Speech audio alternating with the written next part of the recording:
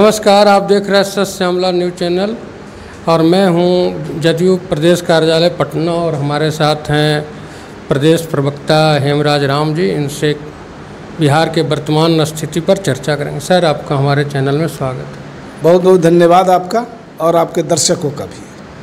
Sir, Bihar में बुज़ुर्गों के लिए 400 से 1100 रुपया पेंशन कर दिया गया।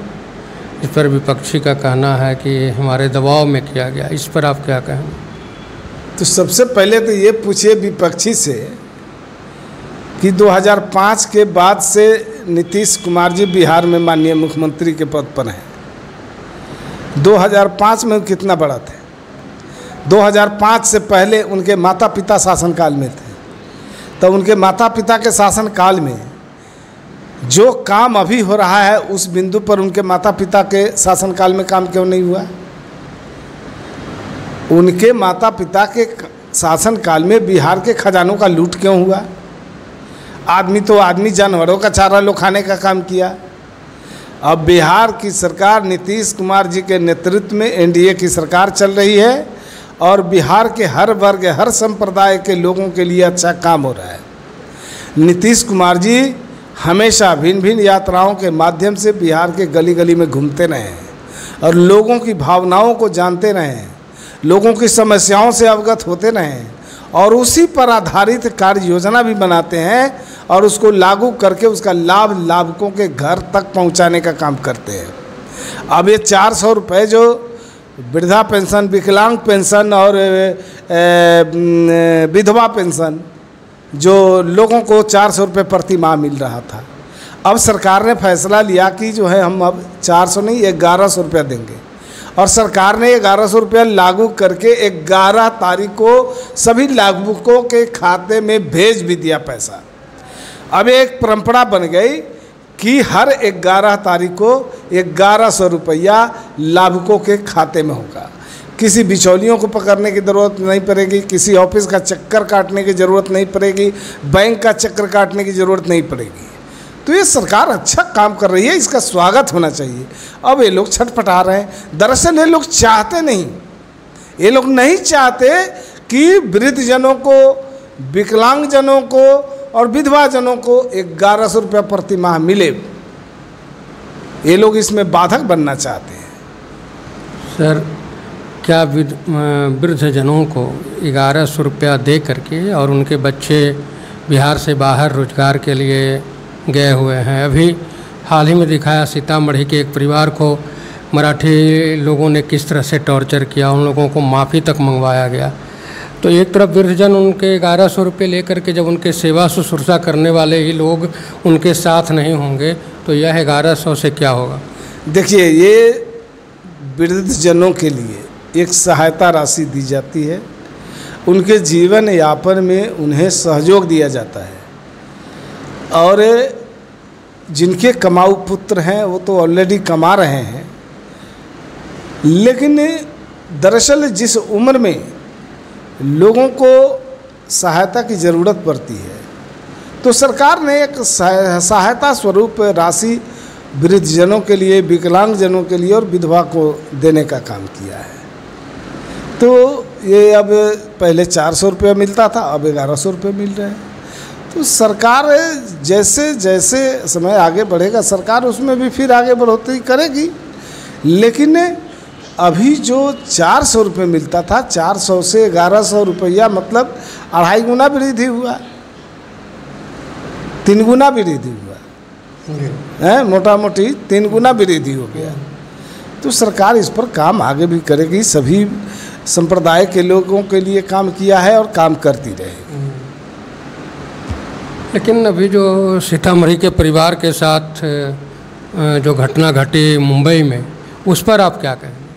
देखिए, दरअसल हम लोगों का जो बिहार का इतिहास रहा है और बिहार के लोग जो बिहार की मिट्टी में पला है, बढ़ा है और बिहार के धरोहर जो है हम उसको मिटने नहीं देंगे। भले दूसरे राज्यों के लोग जो शरारती लोग हैं, जो देश में वैमनस्यता की भावना और क्षेत्रीयतावाद की भावना पैदा करना चाहते हों, लेकिन हम सच्चे सपूत हैं इस देश के। बिहार के लोग दूसरे राज्यों से जो आए हुए लोग हैं सबका आदर सम्मान करते हैं, किसी को कोई परेशानी नहीं होती है। लेकिन बिहार से बाहर जो बिहारियों के साथ, चूँकि बिहार के लोगों को बाहर हमेशा से अपमानित होना पड़ा है, बिहार के लोगों को दूसरे राज्यों के लोग हमेशा अपमानित नज़रों से देखने का काम किया है। क्योंकि जो पिछली सरकार ने 2005 से पहले बिहार का जो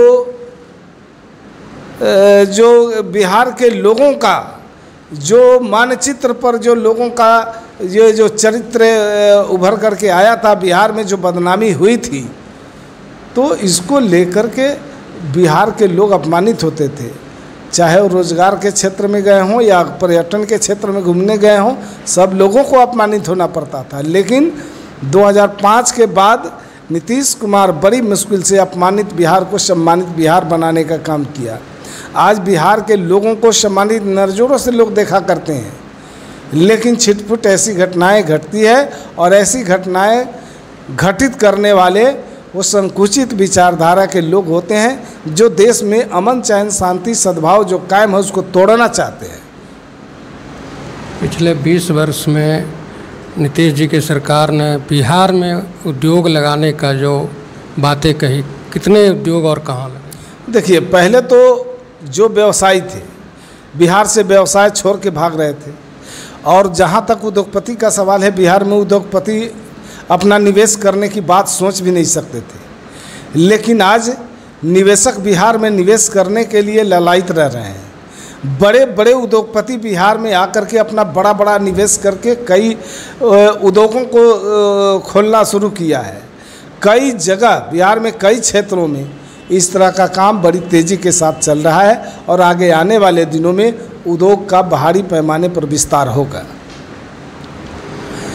पोस्टर बार में दिख रहा है कि महिलाओं का सम्मान, फिर से एक बार एनडीए सरकार, लेकिन आए दिन महिलाओं के साथ बलात्कार हो रहे हैं, हत्याएं हो रही है।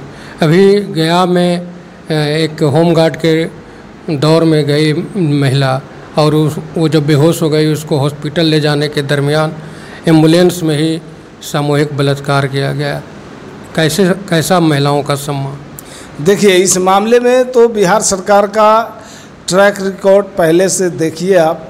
चाहे कोई भी घटना घटी हो, किसी भी घटना को कारित करने वाले अपराधी को माफ़ नहीं किया गया, उसको बख्शा नहीं गया। चाहे वो कोई भी हो, उसे बचाने की कवायद नहीं होती सरकार में बैठ के। अपराधी चाहे कोई भी हो, पताल में भी छिपा हो, तो उसे पताल से भी खींच के पुलिस लाती है, कानून के हवाले करती है, कोर्ट उसे सज़ा मुकर्रर करती है। लेकिन सत्ता में रह के किसी अपराधी को बचाने की कवायद कभी नहीं हुई है। और एक और जो सबसे बड़ी विशेषता सरकार की रही है, जो हमारी पुलिस की रही है, कि किसी भी घटना के बाद जो उसका प्राथमिकी अगर दर्ज होता है, तो जो प्राथमिकी में नामजद अभियुक्त हैं उनकी तो गिरफ्तारी होती ही है।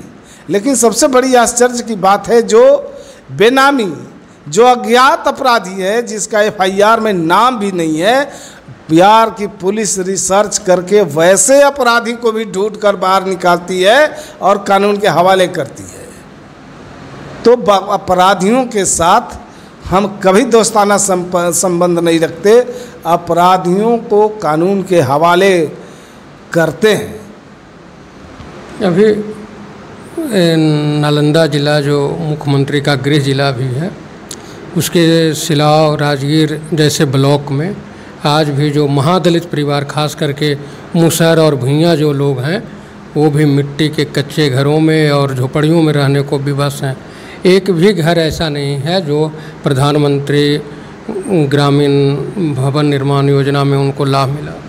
देखिए, बिहार की सरकार हो या केंद्र की सरकार हो, आवास के मामले में तो इतना बड़ा परिवर्तन हुआ है कि चूँकि आप जा कर के आप देखेंगे, हो सकता है कोई जगह अगर छूट गया होगा, तो वैसे लोगों का भी पूरा आप मान लीजिए कि उनका भी पक्का मकान बनेगा, कोई रोक नहीं सकता है। सबके लिए योजना है।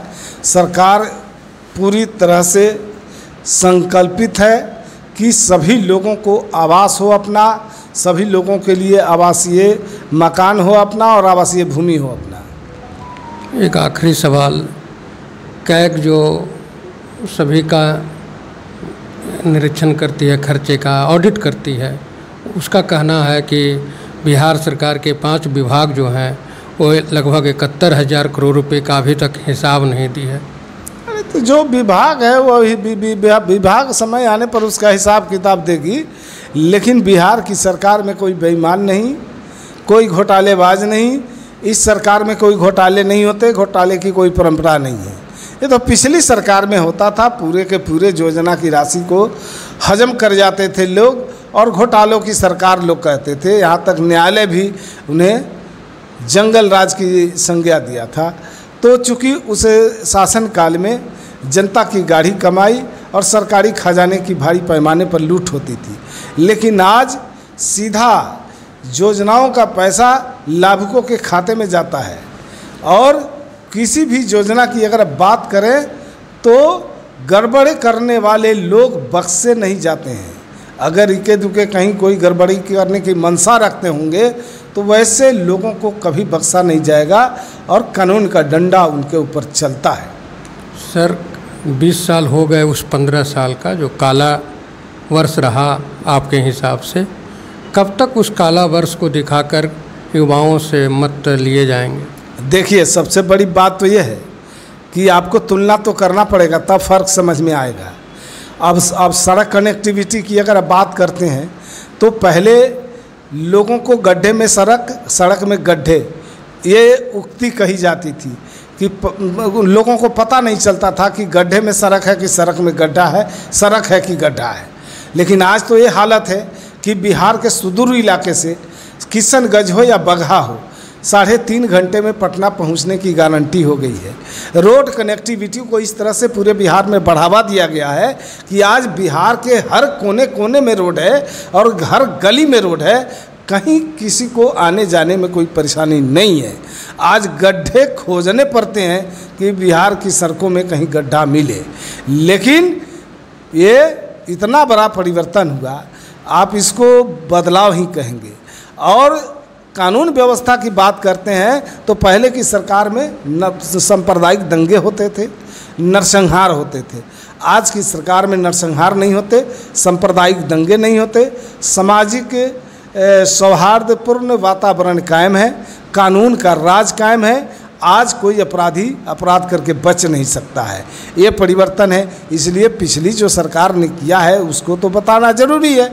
चूँकि जिन पार्टी की सरकार थी उसके नुमाइंदे, उनके जुबराज आज जनता के बीच जाकर के लंबे चौड़े झूठे वादे जनता के साथ कर रहे हैं। चूँकि जानते हैं कि बिहार की जनता इस बात को बखूबी जानती है कि इनकी सरकार कभी आने वाली नहीं है और ये लंबी चौड़ी डींग हाँक रहे हैं, तो फिर वो डींग हाँकते हैं और हम करके दिखाते हैं। फर्क तो है। वो तो खुद दिखा रहे हैं। कभी उनके जो प्रदेश अध्यक्ष हैं मंगनी लाल मंडल, कभी उनके जो विधायक हैं मुजफ्फरपुर साइड से वो, कभी उनके अतरी तरफ के जो विधायक हैं उनके कार्यक्रम में ये तो दिखाया जा रहा, स्पष्ट बोल रहे हैं कि जो लालू जी का एक नारा था भूरा बाल साफ करो, वो आज भी कितना वो स्वीकार कर रहे हैं। देखिए, जो किसी भी जाति और संप्रदाय को लेकर के अगर किसी तरह का बयान देते हैं तो हम इससे सहमत नहीं हैं। अगर राज्य में सांप्रदायिक सौहार्दपूर्ण वातावरण जो कायम है, नीतीश कुमार जी के अथक प्रयास के बाद कायम है। अब जातीय दंगे नहीं कराए जाते जो पहले जातीय दंगे होते थे। और दरअसल ये जितना बात बोलेंगे ठीक उसका उल्टा करते हैं। ये कहेंगे कि गरीबों की पार्टी है आरजेडी, और लालू जी हमेशा कहते थे कि वो गरीबों की लड़ाई लड़ रहे हैं, लेकिन गरीबों की लड़ाई का नारा दे करके, गरीबों को आगे बढ़ाने का नारा दे करके वो सबसे ज़्यादा शोषण गरीबों का ही करने का काम किया। तो ये लोग कथनी और करनी में अंतर है। ये बिहार की गाढ़ी कमाई, बिहार के तिजोरी को, बिहार के खजाना को लूट कर अपना खजाना, अपना तिजोरी भरना जानते हैं। ये अगर अपने ज़माने में ये अपने परिवार के लोगों को भी अपने सगे संबंधियों को इन लोगों ने नहीं बख्शा और ज़मीन लेकर ही नौकरी देने का काम किया। इतनी बड़ी संख्या में बिहार के अंदर बहालियाँ हुई, सरकारी नौकरियां दी गई लोगों को, लेकिन किसी को ज़मीन अपने नौकरी के बदले ज़मीन नहीं देना पड़ा। अभी आप जदयू प्रवक्ता को सुन रहे थे, ये 15 साल बनाम 20 साल की बात कर रहे हैं और उस 15 साल के तुलना में अपने 20 साल को बेहतर बताकर लोगों से मतदान करने की भी बात करते हैं। सर, आपने जो समय दिया उसके लिए धन्यवाद। चलिए, आपका भी बहुत बहुत धन्यवाद। जुड़े रहें और हर एक मुद्दे पर बेबाक टिप्पणी के लिए सत्य श्यामला न्यूज़ चैनल को देखते